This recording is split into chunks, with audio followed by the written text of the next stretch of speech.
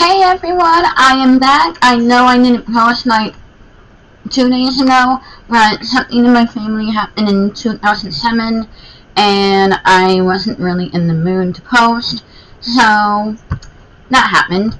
And it was like the 15th anniversary of what happened, and I'm not going to tell you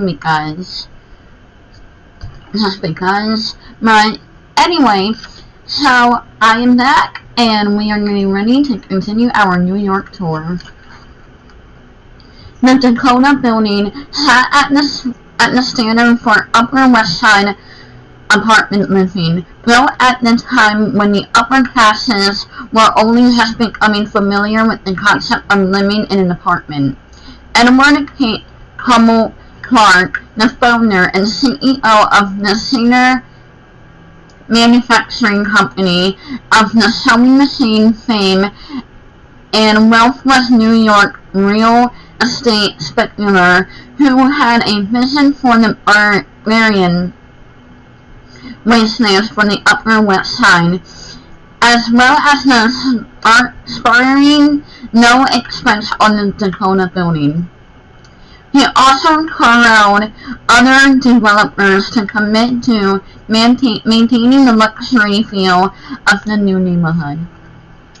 Located on the northwest corner of the Central Park West and 72nd Street, across the road of strawberry fields, the building was designed by Henry Janeway Harmonberg, who would go to the design of the Plaza Hotel and the Waldorf Astoria.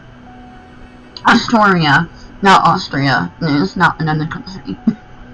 No detail was overlooked in the design and floor plan, up to 16 rooms and sub-apartments, and a highly minimalist exterior and overall style that defies easy classification. Some call it Chateau Pasquale, German Renaissance. The address had been upscaled and exclusive from the start. Construction started on October 25, 1880, but did not finish until October 27, 1884. The surroundings were a long way from action at the time. Downtown was a lot further south than it is today.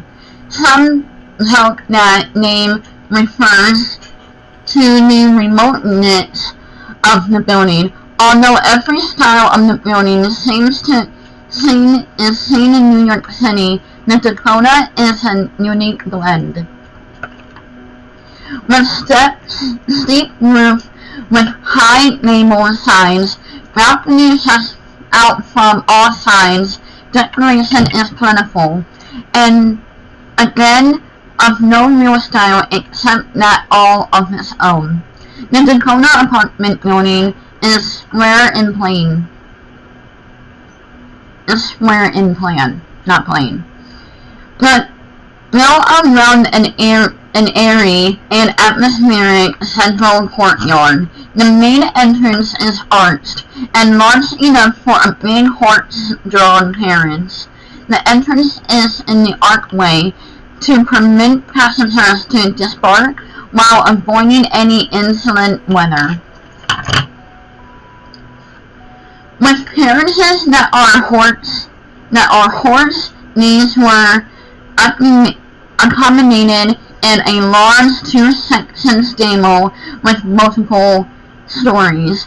Once horses were surprised by the horseless carriage, the stables were converted into a garage, and used such until 2007. Okay, that was weird. That's weird, actually. Later, the impressive building was transformed into a condominium. Inside, the floor plans of the apartments were influenced strongly by the architectural trends going on in France. Across every apartment, all major rooms were connected to others. All these rooms are also accessible from a nearby corridor or hall. This novel arrangement allows guests to flow from one room to another naturally, especially important for entertaining and at holiday periods. Also, the principal entertaining rooms in all apartments face an external street.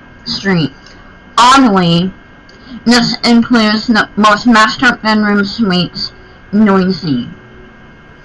The apartments could be aired from two different sides, allow for easy flow through the breezes and air. At this time, this kind of layout was a novelty. Interior fittings were luxurious as well. Floors of cherry oak or mahogany laid lovingly by master craftsmen, while the ceilings reached up to 14 feet high. That is definitely not as high as... That is definitely higher than my roof. I mean, if I was taller, probably not sitting down, but I wouldn't probably be able to reach it. But my brother and sister are not the tall side of the family. Bummer. Every apartment was laid out differently. Built with 65 apartments on floor 20 rooms each, several have been subdivided since. The apartments could also be accessed both via and staircase or elevator. The surface staff had a separate set of stairs for the many kitchens and some elevators. With accompaniments coming from the large individual family homes around the city, there needed to be many amenities that had been attractive and exponential for the time. There was a large central dining room from which meals could be sent to the individual apartments.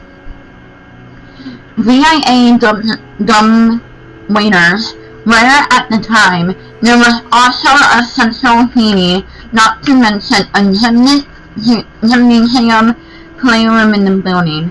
The communal spaces were on the 10th floor, but later converted to even more apartments.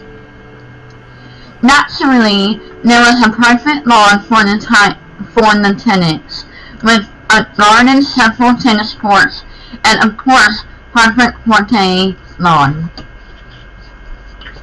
The apartment appeared advertised in the New York press in 1933. Featuring an interview with the full-time manager of the building, considered a landmark of New York City even when it was launched. The building had long been an exclusive residence. In 1972, the building was added to the Register of Historic Places. However, it wasn't until 1976 that the building was considered a historical landmark. The Dekota have been home to artists and performers throughout its history. Notably, the notoriously choosy condo Bernard Ward has refused several well-known residents applying for the right to purchase an apartment in the building. In 2005, Albert Miles had proposed selling an apartment to actors Antonio Banderas and Melanie Griffith. The board rejected the actor couple. Albert had told the New York Times that he was disappointed with the way the building had seemed to be changing. He felt the board was losing touch with his Arctic roots, which encouraged interesting people to live there. He accused them of being being concerned with those who had money. Other notable rejected appointments included Billy Joel, Carly Simon, and Jane Simmons, even Dennis Neal. The paper cup was known in America in 2002. The most famous resident was John Lennon and Yoko Ono, a member of the Beatles, and also artist and his virtual artist wife Yoko. Lennon was murdered on the steps of the Dekota in 1980. So when I was in New York one of the times, my mom and I were on a tour, and we went past the Dekota, and we saw where John Lennon was murdered. It was a very surreal feeling, knowing what happened in that area. It was a cold December night when he was killed in cold blood by Mark David Chapman. Mark was a music fan with mental health issues. He shot Lennon 4 times in the shoulder and back. Lennon died almost instantly. He only took a few steps before he collapsed to the ground. The loss was worldwide news, and marked on a handy marker for a turning point in world history. New York is a physically active place, the site of many hauntings, and so much human passion and energy that ghosts are perhaps invincible. The reports of ghostly activity at the Dekota apartment is in the 1960s. A construction worker who was working near the apartment stated he saw a figure with the body of a man but the face of a young boy, coinciding with the death of another famous resident, Judy Holliday.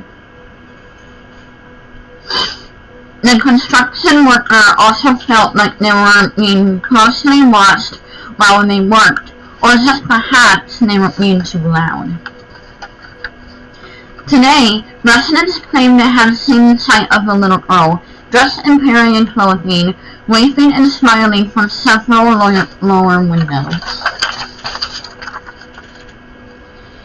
It is said that the spirit of John Lennon lives in Dekota apartments to this day. One resident witnessed John Lennon playing the piano right in their apartment.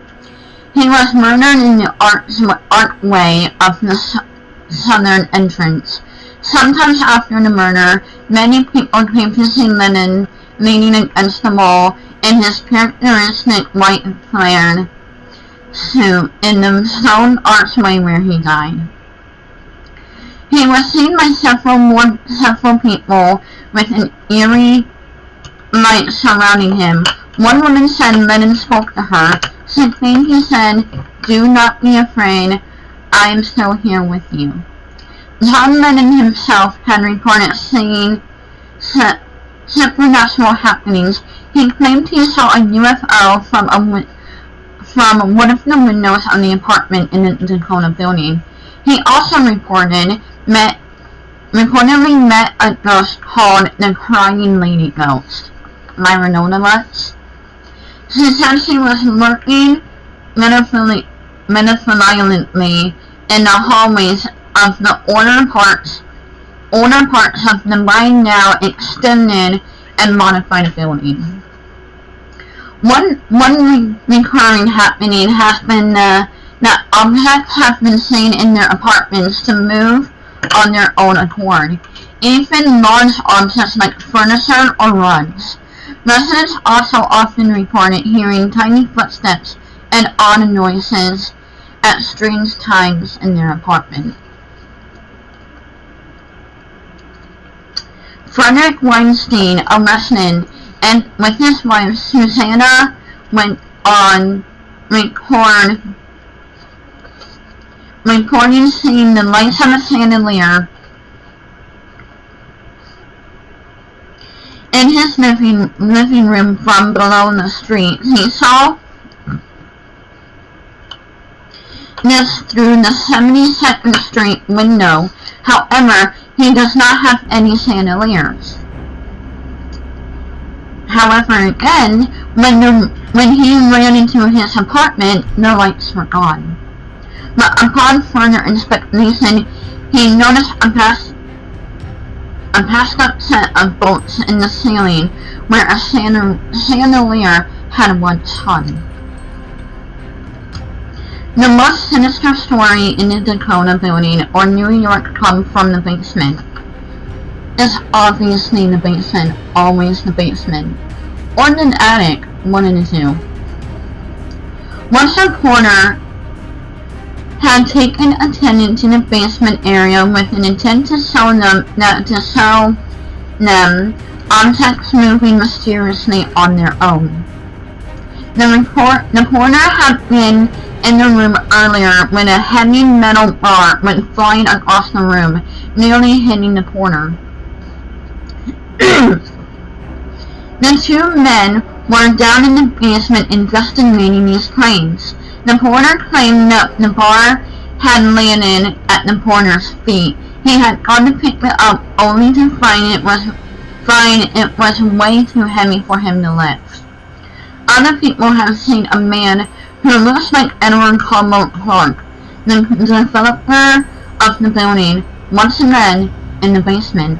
However, Clark never lived in the building.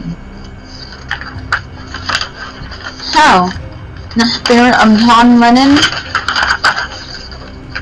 and spirits of many other people have been reported at this building. The fact that I was there, not inside, has taken a day tour around New York at the time. I didn't know I was near one of the most sinister buildings in New York. Hauntings is sinister because of the basement, but I wouldn't go there now. I mean, when I can, and obviously not now, but when everything in New York has calmed down. Because I know that New York is crazy right now. But anyway, thank you for watching my channel and videos. Please remember to like, comment, and subscribe. And as always, I'm Haunting Girl, and I'll spook you later. Until next time, pleasant dreams.